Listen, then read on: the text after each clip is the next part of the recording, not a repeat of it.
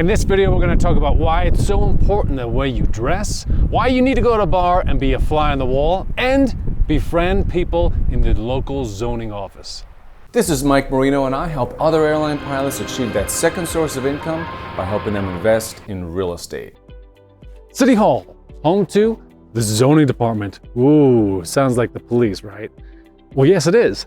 Because the zoning department has records of landlords who are having issues with their tenants. They're tired landlords. They've got an old car in front of their house and they get all these zoning violations. So if you become friends with the people at the zoning department, they already know what landlords are tired.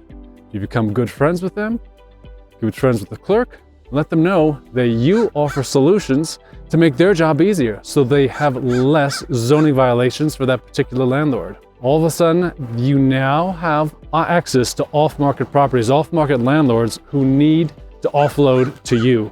So make sure you're friends with the people at the zoning department. Be a fly on the wall. When you're ever sitting in a bar or a coffee house, listen to conversations around you. Sometimes it's better than a newspaper. Sometimes you hear across the bar about somebody talking about real estate or just the marketing conditions in the town, what's going on, like what's being built in the area.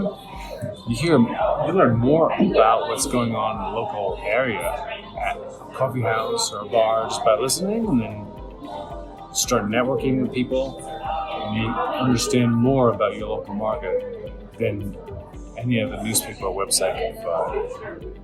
Look the part. I know you're asking, Mike, why are you wearing a fedora? Why are you dressing like an old man?